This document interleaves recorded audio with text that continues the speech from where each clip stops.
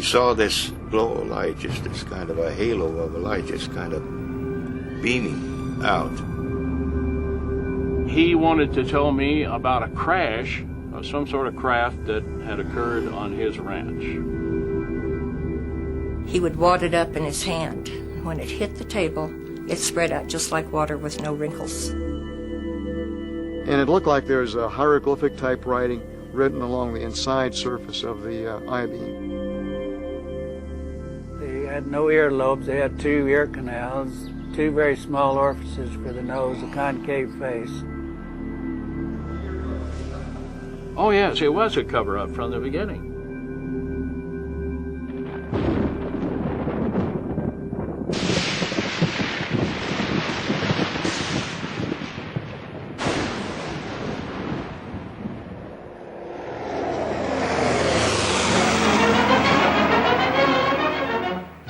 Roswell, New Mexico, 1947.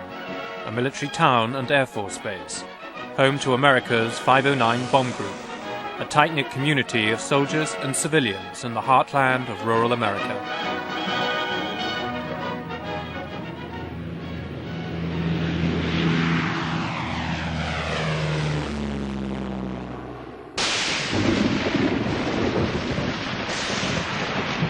In the summer of 1947, the whole of America was gripped by a wave of sightings of flying saucers. In Roswell, there were many witnesses to a strange light in the sky.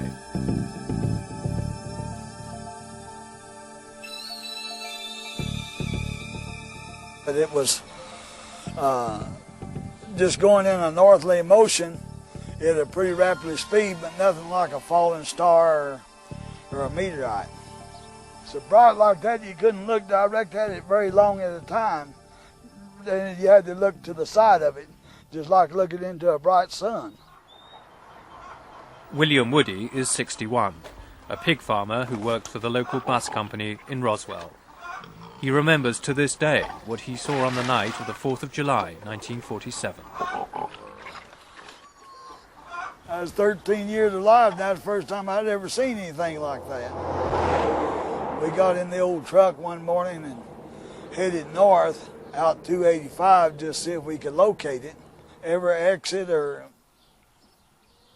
path off of the highway was blocked off with the military sentries, and said that it was under investigation and nobody was allowed to go either east or west off of the highway.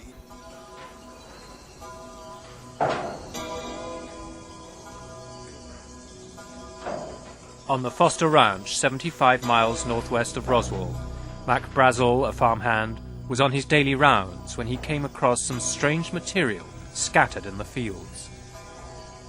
His sheep refused to go near it.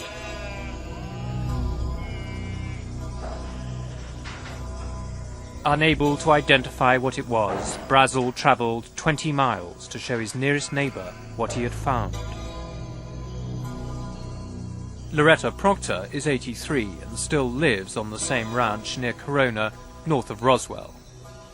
She remembers Brazel arriving on horseback with a collection of strange material.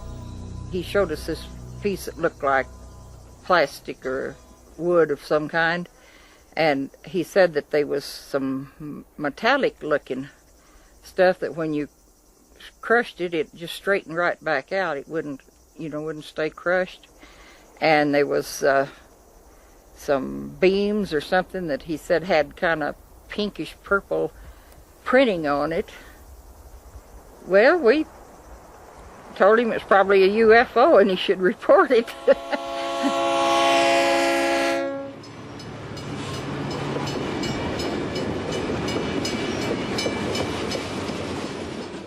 Brazel took her advice and travelled into Roswell town with the strange debris.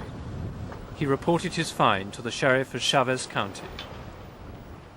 Sheriff George Wilcox immediately notified the local air base.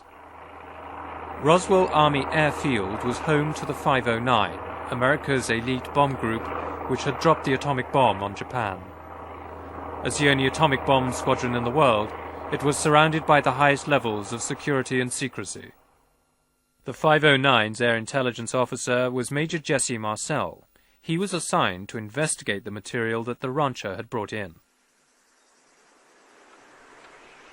Marcel drove out to Brazel's ranch to collect some of the debris.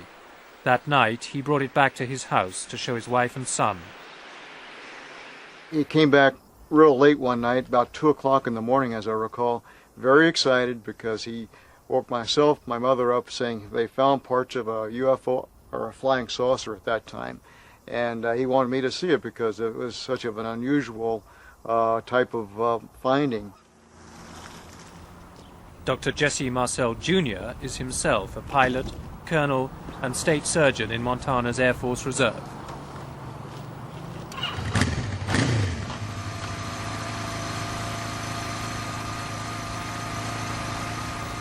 In 1947, he was 12 years old, but he vividly remembers the extraordinary nature of the material he saw that night in Roswell. As I recall, the most unusual part of the debris that I saw was the I-beam fragments, or what I recall as being I-beam, because they were very light, very strong, and they had some writing along the inside surface of this. And that was the thing that really set this apart from anything I'd ever seen before. Dan Dwyer and his colleagues in the Roswell Fire Brigade were also involved. The firemen were shown some remarkable material with curious properties. Dwyer's daughter Frankie was in the station at the time and remembers picking it up. When I would wad it up, it was like I had nothing in my hand. I couldn't feel it touching my skin. It was real weird. Drop it on the table and it was just like water, the way it would spread out. Meanwhile, Major Marcel brought the material he'd recovered back to Roswell Army Airfield. The commanding officer, Colonel Butch Blanchard, surprisingly ordered his public information officer, First Lieutenant Walter Hort, to issue an astonishing statement to the press. I was instructed by Colonel Blanchard to put out a press release which in effect stated that we had in our possession a flying saucer.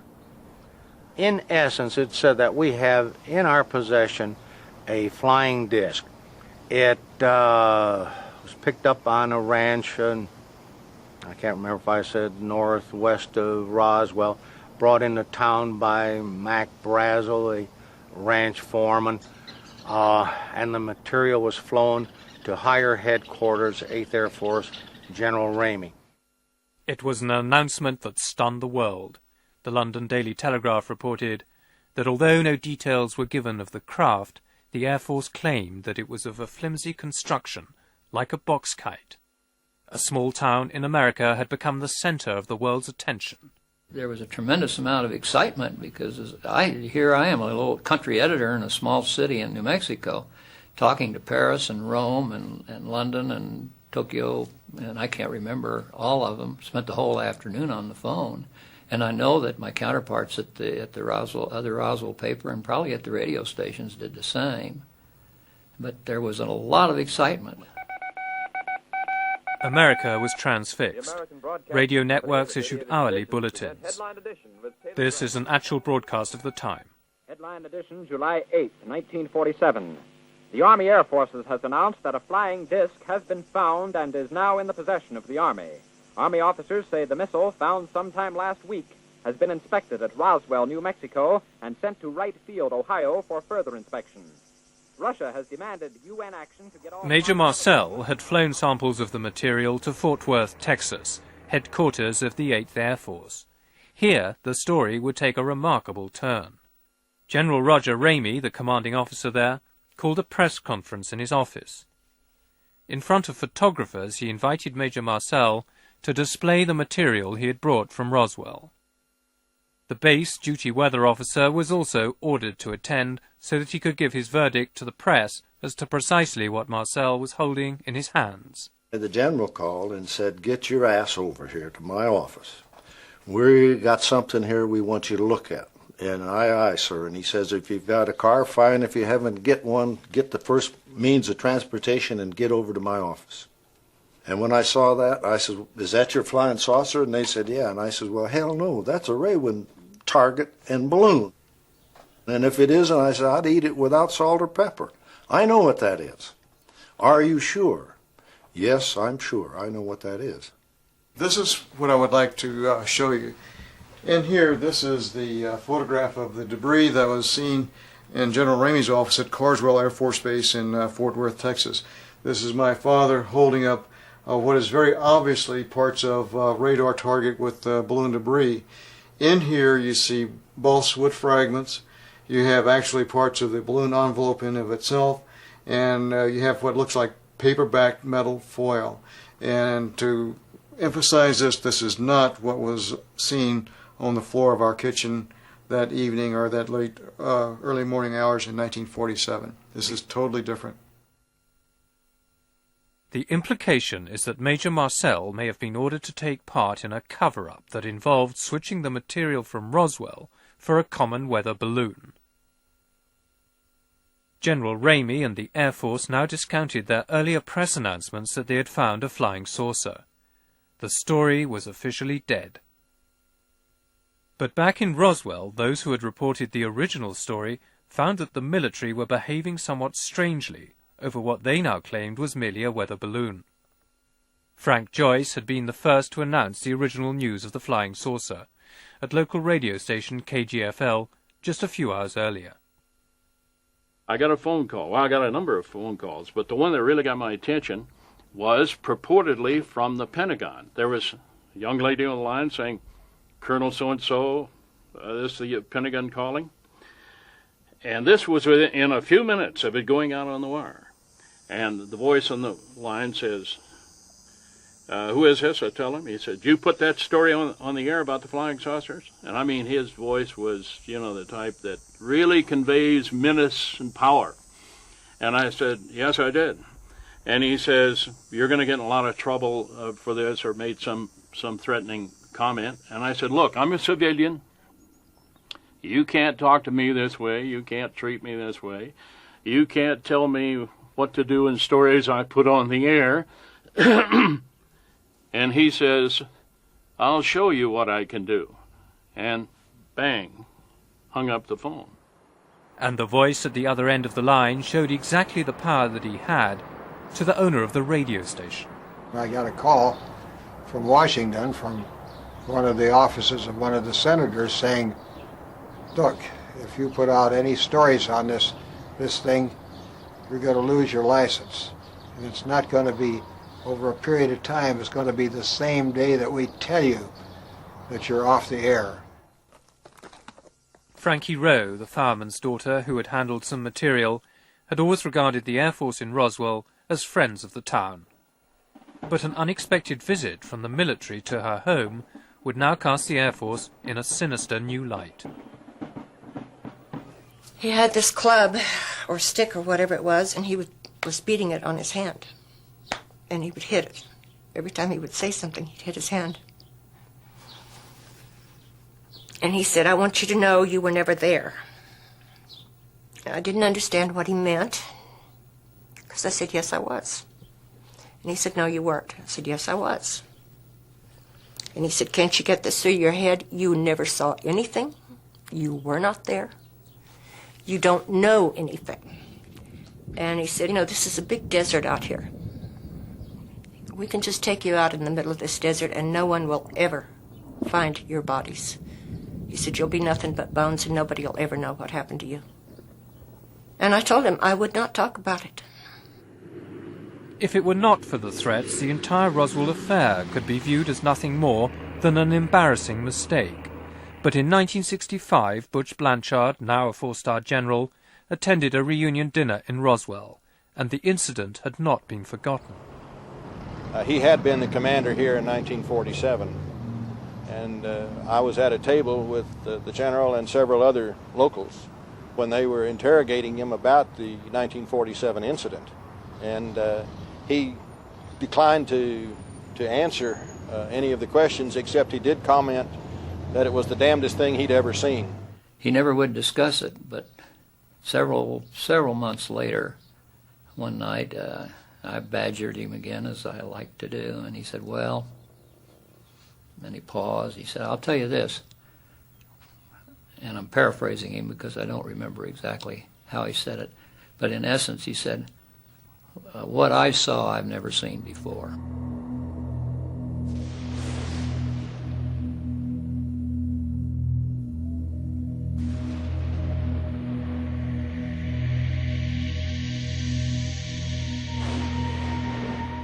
For 30 years, the Roswell incident remained a dark secret. Town and military maintained an uneasy silence.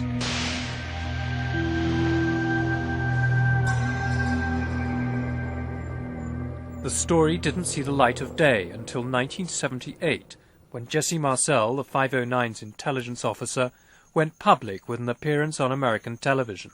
I was amazed as to what I saw. The amount of debris that was scattered over such an area. It took me a while to realize that there's something strange about it. But the more I saw the fragments, the more I realized that it wasn't anything that I was acquainted with. I proved by trying to burn it, it wouldn't burn. And I tried to break it, it would not break. If it was something of ours, I'm sure there would be no reason to keep it under cover that long. If it's an alien spacecraft, there's another reason why it would not never be known by anybody here until they found out more about it. I sensed that there was a cover-up someplace about this whole matter. In 1947, General Ramey's chief of staff was Colonel Thomas DuBose. Shortly before he died, he was interviewed on home video. As a retired brigadier general, he is the highest-ranking officer ever to comment on the Roswell incident. It was a cover story. The balloon part of it is the story that's to be given to the press, and that is it, and anything else, forget it. And McMullen, if you ever knew him, if you told him that he wanted to run something, he goddamn sure ran it. He knew every facet of the operation. He's a busybody. He wanted to know what the hell was going on, who was pissing on the sidewalk, and all that sort of thing. General McMullen, the deputy head of Strategic Air Command at the Pentagon, was in charge of the entire operation, according to General DuBose. McMullen told me, you are not to discuss this, and this is a point of which this is more than top secret, as he said. It's beyond that. It's within my priority as deputy to George Kenney, and he in turn responsible to the president. This is the highest priority you can exist, and you will say nothing, and that's the end of it. And Jesus, that's the commander-in-chief, and you forgot about it. The revelations of DuBose suggest that the American Air Force did indeed have something important to hide. There's no question about that. General DuBose said that specifically to us, that the balloon explanation that the Air Force offered was a cover story. Do you get the reporters off General Ramey's back? So we have a wide body of testimony that was a cover-up. We have military witnesses saying they were sworn to secrecy. We have radio employees telling us that they were told if they broadcast their interview with Mac Brazel, they better look for a new job because they'd be out of the radio business the next day. We can show that beyond a shadow of a doubt. There's no question there was a cover-up. The question is, what were they hiding?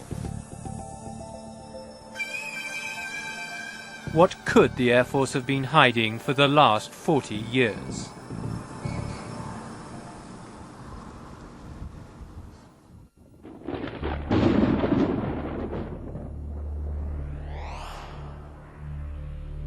One man who may hold the key to the Roswell mystery is Frank Kaufman. Kaufman claims that in 1947 he was a master sergeant in personnel at Roswell Army Airfield.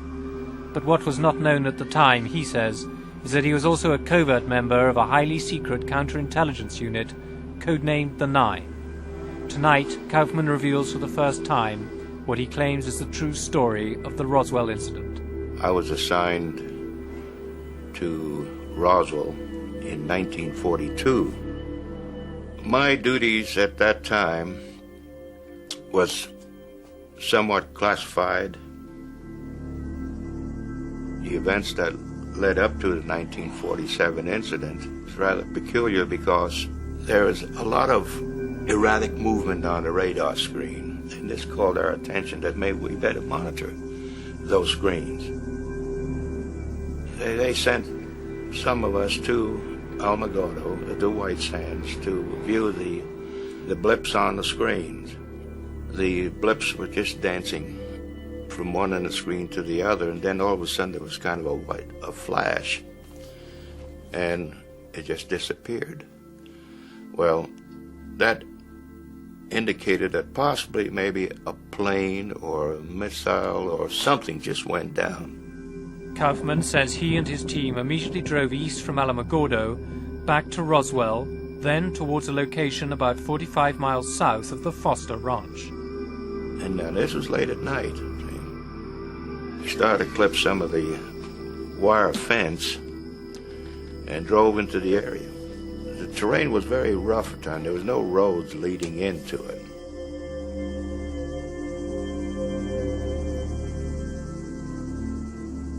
We saw this glow of light, just this kind of a halo of a light, just kind of beaming out. We got to, I guess, maybe 200 yards, maybe 300 yards from where it was. And we learned right then and there it wasn't a plane, it wasn't a missile, it was kind of a strange-looking craft that was embedded in the arroyo. See, the size of the craft, I would say possibly maybe around 20, 25 feet in length, and it was open and kind of halfway, and one body was thrown up against the wall of the arroyo. The other one was half in and half out of the craft. And when we got in close, we noticed that there were probably 3 others inside the craft. Then we radioed in back to the base to have a truck, a flatbed, and the crane and everything else just come out to the site, and we prepared everything to clear everything off. Frank Kaufman provided us with what he claims is a copy of his official report on the Roswell incident. A top-secret document containing observations and sketches of what he saw at the time.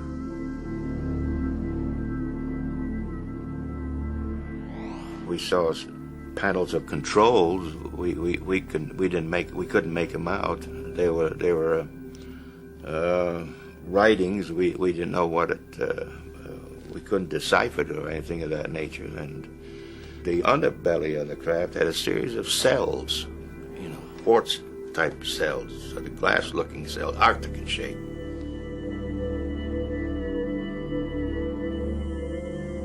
This is the actual site where Kaufman says he saw the strange craft for the first time. This is an artist's impression of the aliens based on Kaufman's own descriptions. We noticed one thing, that deterioration was beginning to set in on one of the bodies of the hands. We noticed the hands of skin trying to shrivel up, and that's the reason why we put them in the bags real in a hurry and got them out to the base hospital. They called the mortuary here to find out if there was anything that they could preserve the bodies with. The base also inquired about the availability of child-sized coffins, and later there was another call to the town undertaker. And I received a call later from the same mortuary officer stating that what embalming fluids consisted of, what would it do to the blood contents, what would it do to tissue, stomach contents, and how would it alter it. And I informed him what the answers that he wanted. Glenn Dennis also had the ambulance contract to ferry any injured servicemen to the base. That same day, he took an airman to the hospital and was amazed to find himself being roughly escorted off the base by military policemen who told him he had no right to be there. As they were taking me out, there was a door that was open over to the left, and there was a nurse coming out that had a towel over a portion of her face, and she looked up and she recognized me, and she said, "Glenn, get out of here. Get out of here as fast as you can. You're going to get in a lot of trouble."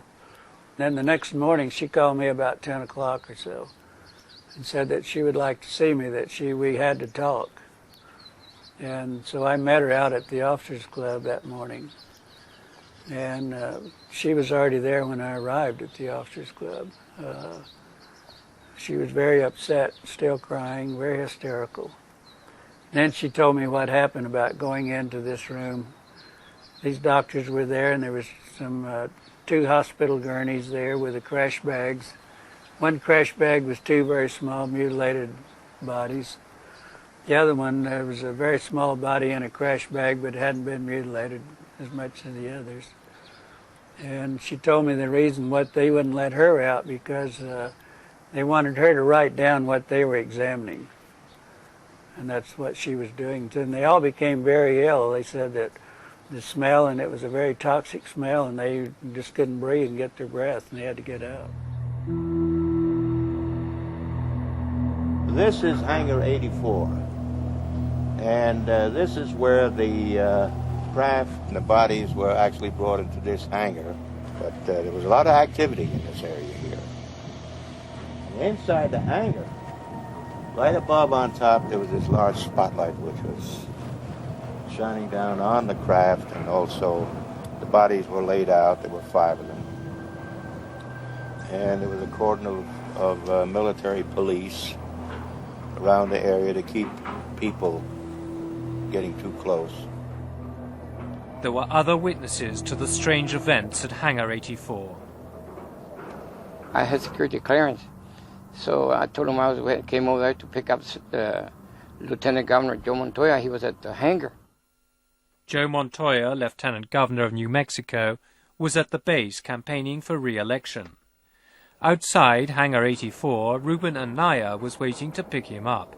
So the APs just lead us over there, and then, but they didn't park close to the hangar. They parked about a half a block away. And I says, what the hell's going on, And then, when they went over I moved a little closer, and that's when the big hangar was open, and Senator Montoya came out. He says, let's get the hell out of here. He says.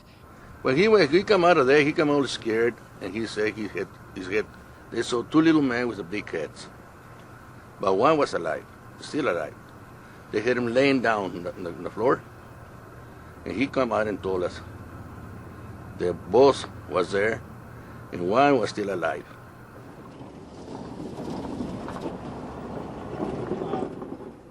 There were other witnesses with strange reports of aliens. Fireman Dan Dwyer told his daughter Frankie what he had seen. He said it did not come from this world. Did not look like anything he had ever seen. And he said there were little people out there. And Mother asked him what he meant by little people, and he said they weren't human people, but they were little people. He said there were 2 that were already dead when they got there, and they were put into body bags. And I don't know if the one that was still alive had put them into the bags or if someone assisted at the time. There was one that was still alive and was walking around. At the sheriff's office, Sheriff Wilcox's wife later told her daughter what had really happened. She said that there was a flying saucer, and that they even found some bodies by it, and one of them was alive, and that the Army, Air Force had come and threatened my father and his family to not mention anything at all about it. According to Frank Kaufman, the debris and bodies were flown to Air Force Intelligence Headquarters at Wright Field, and another consignment was sent to Andrews Air Force Base in Washington. How high did it go? All the way to the president, I was told. President Truman. The fact is, there is no proof, evidence, documentation, physical evidence of any sort to prove that your story is true. That's right. You have to accept it. I mean, you either believe it or you don't. I mean, see. There is no independent evidence to corroborate Frank Kaufman's story. Proving his involvement in clandestine operations, he claims, would be in breach of his military oath.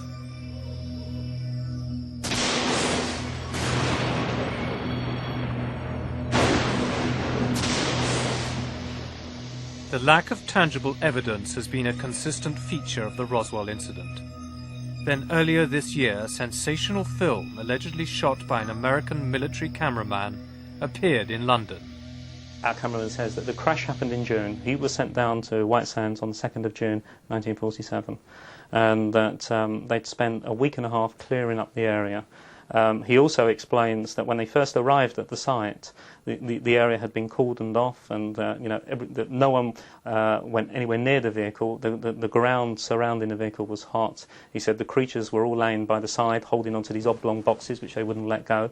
And after a few hours, when the military moved in, the instruction was to move away all the loose debris and the creatures.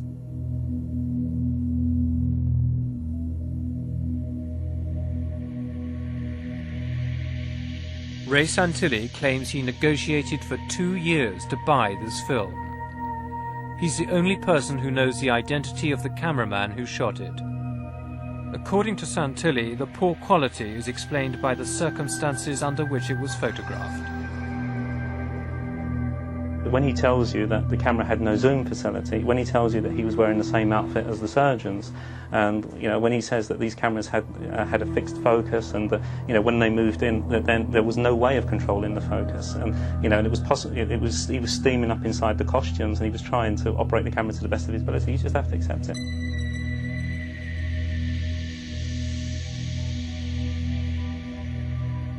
The other question is, well, why isn't it a fixed camera? Why isn't it a camera fixed above looking at the body? But then his argument is that, well, surgeons were bending over it all the time, and the only way you can get to see these things is by moving around. And the camera that he detailed as using, we checked at the museum, and it's a handheld camera. Despite repeated requests, Ray Santilli has been unable to arrange a meeting between us and the cameraman. So far, we have no real proof of his existence.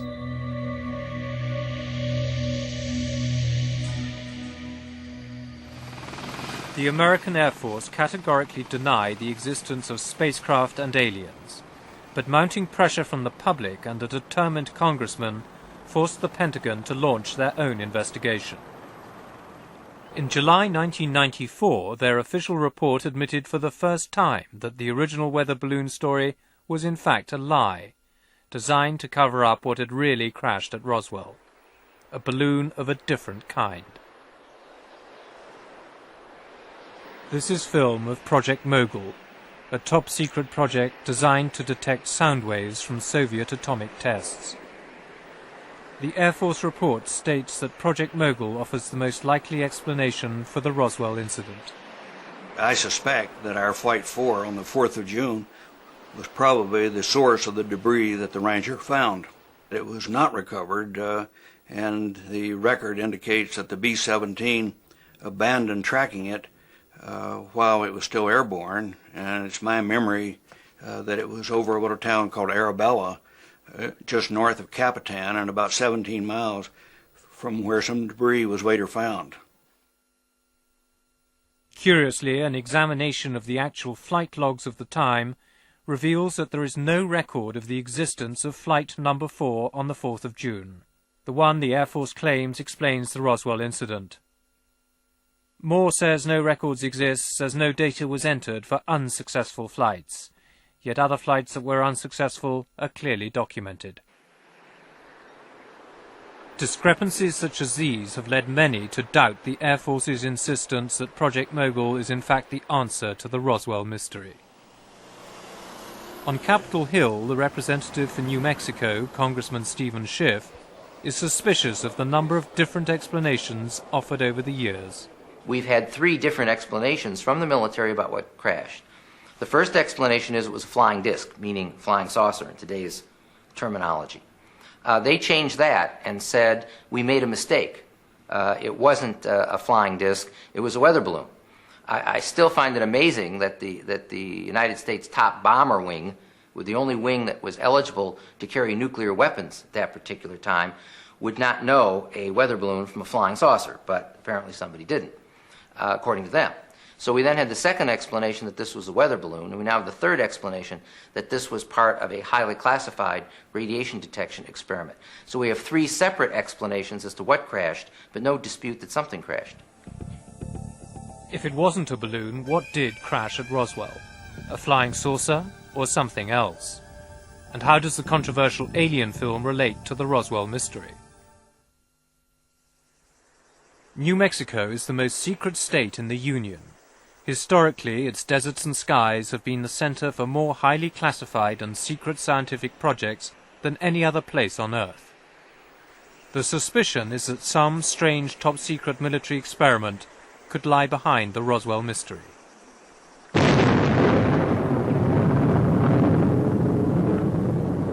"50 years ago, the first atomic bomb was detonated in the Trinity test near White Sands. This summer, stealth warplanes were still on test flights in the skies above New Mexico.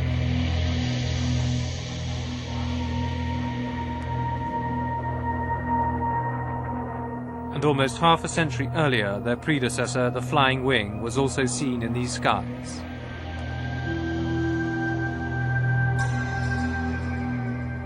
In 1947, White Sands was the location where America developed its early missile technology with V-2 rockets captured from the Nazis. Nazi scientists had been secretly relocated at the end of the war to develop the first stage of America's space program.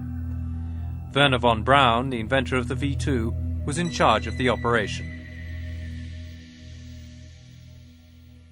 It is known that animal experiments were part of the American space program in the 1950s. But could there have been any as early as 1947? One series, which was known as Project Albert, which launched a chimpanzee or a monkey, a small monkey, in one of the nose cones. Needless to say, the monkey didn't survive due to some technical difficulties with the nose cone in re-entering into the Earth's atmosphere. When was that? That was probably around the late 40s and the early 50s. And this was even before the famous Ham, the space chimpanzee, which was trained over at the Alamogordo Air Force Base. Could it have been as early as 1947? Probably around 1947. I know that Project Albert began with, I believe, V2 number 47. Our investigation reveals for the first time that animal experiments may have been conducted much earlier than was previously thought. If so, then could the Roswell incident have been some highly secret experiment that went catastrophically wrong? Is it possible that a V-2 rocket with animals on board could have gone astray and may account for the descriptions of bodies and strange debris offered by so many witnesses at Roswell?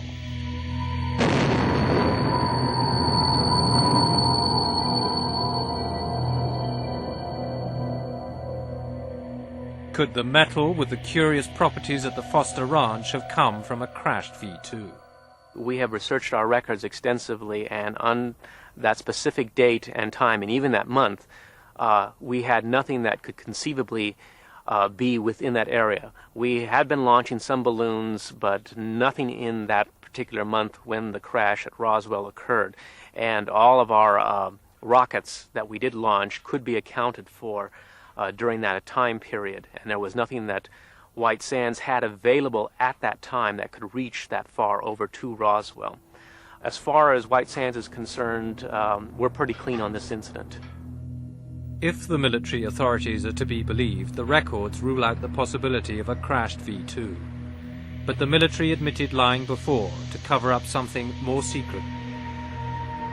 It is this possibility which leads many to believe that the cover-up continues. And according to Ray Santilli, the cameraman of the alleged alien autopsy seems to offer a tantalizing clue.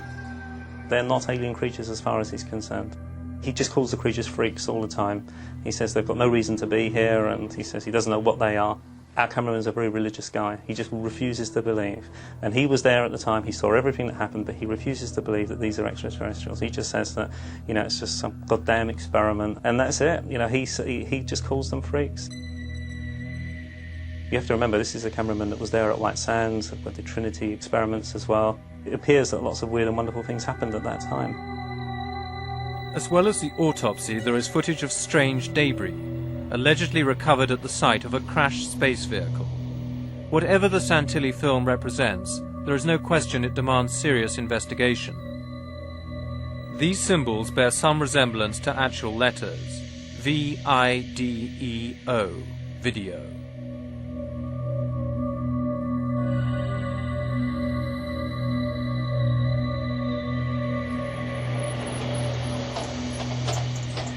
Despite doubts about its authenticity, we took the film to America to show to some of the witnesses that we originally interviewed about the Roswell incident.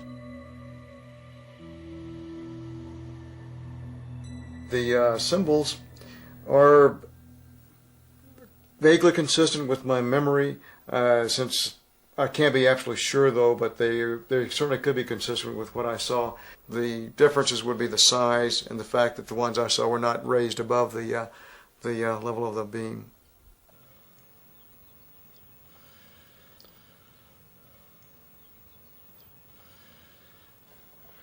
I'm trying to count the fingers in there. That's 6.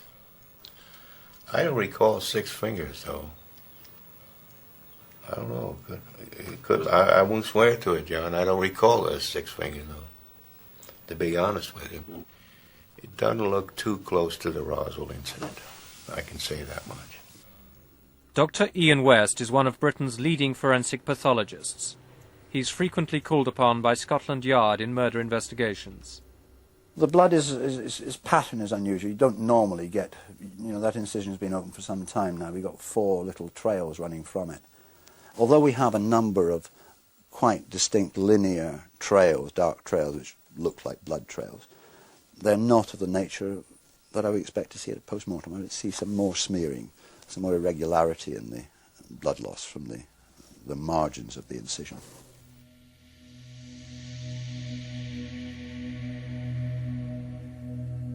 One has seen one distinctive organ removed from the upper central abdominal region. It's of the size of a liver, but it's not of the liver shape, and it's not in the liver position. I've seen no intestines that I can distinguish. I can't distinguish the thoracic organs. It certainly doesn't resemble, from what one can see here, any human remains that I've ever seen. There's just no evidence to say this is definitely nothing on the film which makes me say this is definitely a hoax. My feeling is that probably about 98% feeling is that this is probably a man-made hoax. I have, as I say, a 2% area where I don't know. In my opinion, I think it's a special effect. It's man-made. It's a good special effect. It's not going to be a cheap item. It's going to be, a few $100,000 probably. It's difficult to say when something like that could have been made. Certainly in the 60s they were doing things at Hammer, which were very similar. I guess that it was not before the 60s, but sort of mid-60s I would think would be the earliest it could be.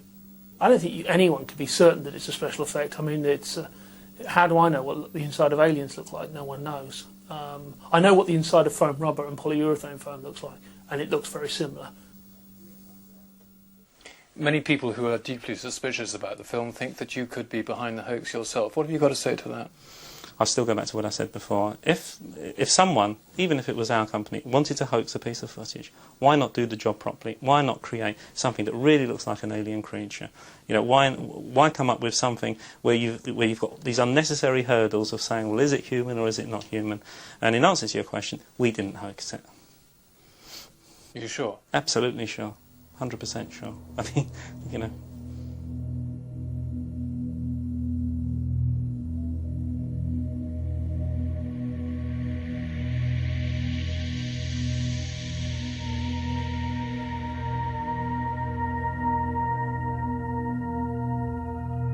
As of this moment, there is no conclusive evidence to prove that the film is either genuine or a hoax. Establishing its provenance is a critical factor in moving the Roswell mystery closer to resolution. One vital step would be to have the film chemically analysed by a photographic laboratory. Are you going to provide proper a film extract which can be properly tested by Kodak, which has proper images on it? I'll provide you with a film. I'll provide you with what I can, which will be a film with image. And the only way that I can do that is by securing some film from the collector that bought the first autopsy, which is currently en route to us. So far, no suitable film extract has been provided for laboratory tests. But we continue to press for it.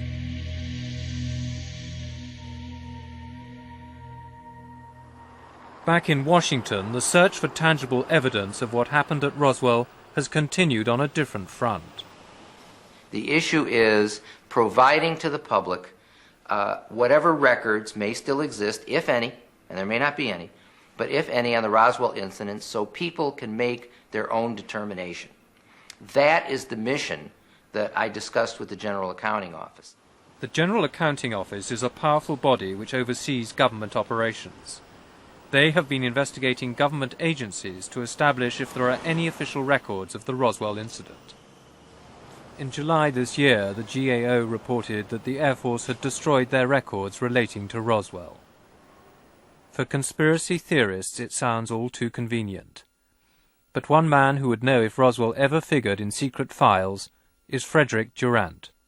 In 1952, he investigated the whole question of flying saucers for the CIA. If there had happened in 47, we would have known about it in 52 or 53 when I was involved. And I truly believe that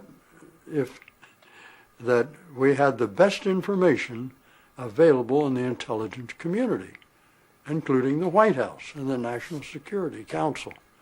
And the investigation would certainly have, in fact, it was not even considered in the Blue Book because it was meteorological balloon wreckage. But you are absolutely convinced that what you have told us what you saw and that is 100% accurate? I am absolutely 101,000%.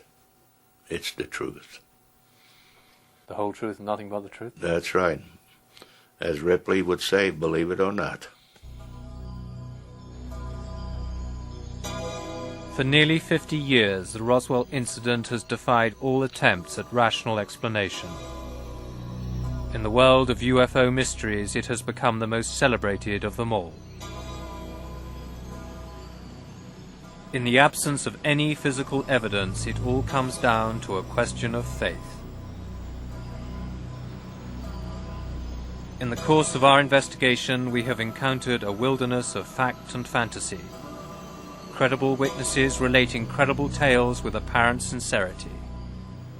Incredible characters make outlandish claims that cast grave doubt on their own rationality.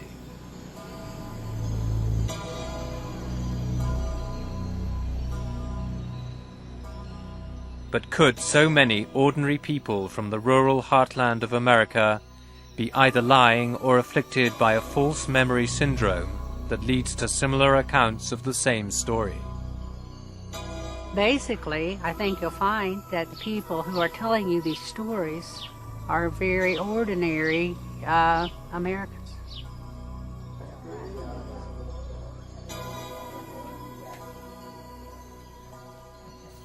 I know it happened. I know it was real. The threats were real. I think that they're covered up some, and I think they should tell the truth to the public now. Today, the Roswell incident remains shrouded in mystery. The Air Force insists that there are simply no secrets to conceal. Yet in a final twist, a source close to the Pentagon has informed us that secret documents have now come to light, and that in the next few months a new report will finally explain the mysterious accounts of strange bodies. It is just possible that the riddle of the Roswell incident may yet turn out to be a cosmic Watergate. General Ramey describes the object as being of flimsy construction, almost like a box type. He says that it was so battered that he was unable to determine whether it had a disc form, and he does not indicate its size. Ramey says that so far as can be determined, no one saw the object in the air, and he describes it as being made of some sort of tinfoil. Other Army officials say that further